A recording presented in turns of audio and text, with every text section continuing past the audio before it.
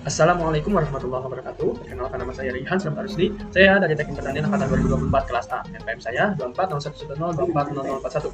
Di sini saya memiliki tujuan untuk membuat video, yaitu untuk memperkenalkan alat stasiun klimatologi yang ada di stasiun PK Ciparanjih, Unpad.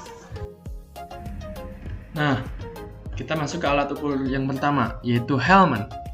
Hellman merupakan alat yang digunakan untuk mengukur curah hujan dalam hitungan jam hingga 1 hari penuh.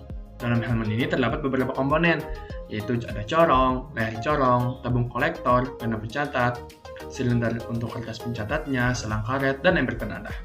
Nah, cara kerjanya itu, air hujan masuk melalui corong, melewati leher corong, lalu terkumpul di tabung kolektor. Saat tabung terisi, pena akan mencatat karena air tersebut menggerakkan pena.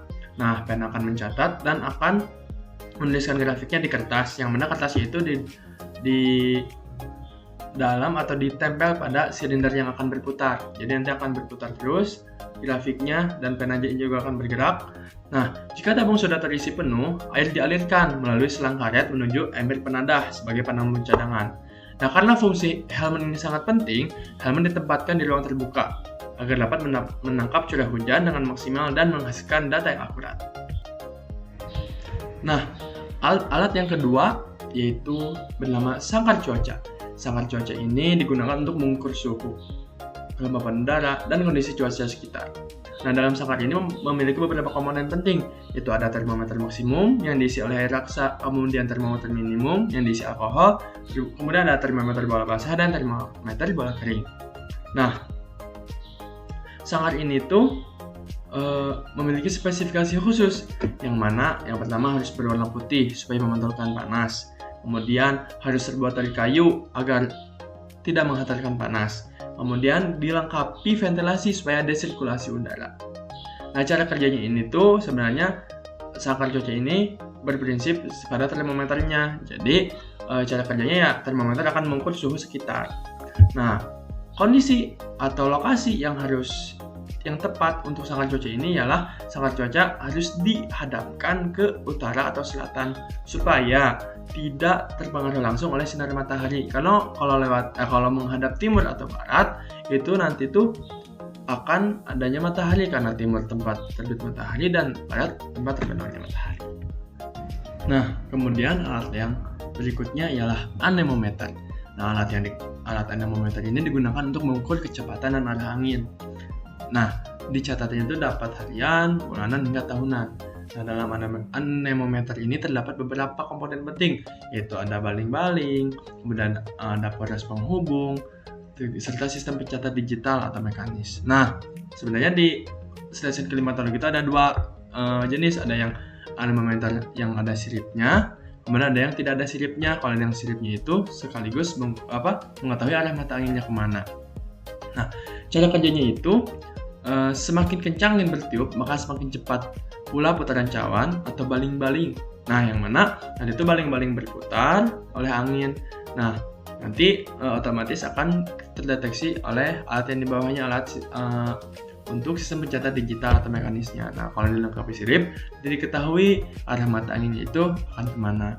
Nah, lokasi untuk anemometer ini harus di ruang yang terbuka dan permukaan yang rata, serta tidak ada gedung-gedung di sekitarnya, jadi harus lapangan terbuka. Kemudian berikutnya adalah ombrometer. Ombrometer ini sama fungsinya untuk mengukur curah hujan seperti Hellman, tapi ombrometer ini tuh manual, yang mana komponen utamanya itu terdiri dari tabung penampung air, keran untuk mengalirkan air, dan beker gelas sebagai wadah ukur.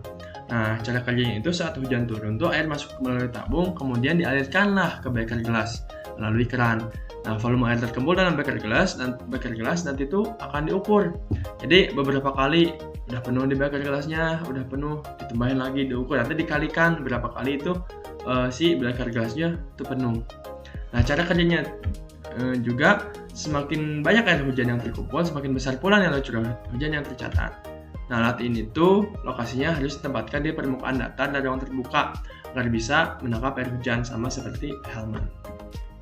Nah, kita lanjut ke alat selanjutnya yaitu Campbell Stuck, atau alat ini tuh digunakan untuk mengukur lamanya penyinaran matahari dalam 1 jam per hari. Nah, alat ini tuh terdiri dari beberapa komponen, yaitu ada bola kaca padat sebagai lensanya, dudukan logam, terus kemudian dengan kertas lengkung, kemudian ada lengkung panjang, lengkung pendek, dan lengkung lurus. Lengkung panjang itu untuk kemarau, lengkung pendek untuk musim hujan, dan lengkung lurus itu untuk masa transisinya.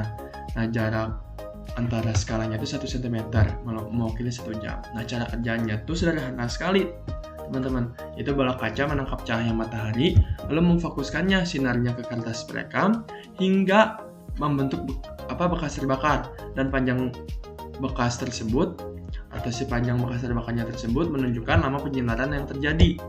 Agar berfungsi optimal, Camel Stock itu harus ditempatkan di lokasi yang terbuka yang terkena cahaya matahari langsung tanpa terhalang benda lain, sehingga datanya akurat dan bisa diandalkan. Nah, alat yang terakhir ialah panci evaporasi. Alat ini merupakan alat yang digunakan untuk mengukur besarnya penguapan air per hari dengan cara membandingkan selisih antara nilai hari ini dengan nilai hari sebelumnya. Alat ini terdiri dari panci yang berisi air, hook and gauge sebagai alat ukur, serta steel well untuk menjaga kestabilan pengukuran. Cara kerjanya itu, air dalam panci dibiarkan menguap secara alami di bawah sinar matahari. Lalu sisa air yang ada diukur dengan menggunakan hook and gauge untuk mengetahui seberapa besar volume yang hilang akibat penguapan. Nah, panci evaporasi ini lokasinya itu harus ditempatkan di tempat yang sangat terbuka agar langsung terpapar oleh sinar matahari untuk berlangsungnya penguapan. Jadi, dari semua alat yang telah saya sebutkan dapat disimpulkan bahwa semua alat-alat ini sangat penting untuk mendeteksi cuaca, apalagi kita di bidang teknik pertanian, sangat berpengaruh kepada penelitian kita untuk tanaman. Sekian dari saya, mohon maaf apabila ada kesalahan kata. Wassalamualaikum warahmatullahi wabarakatuh.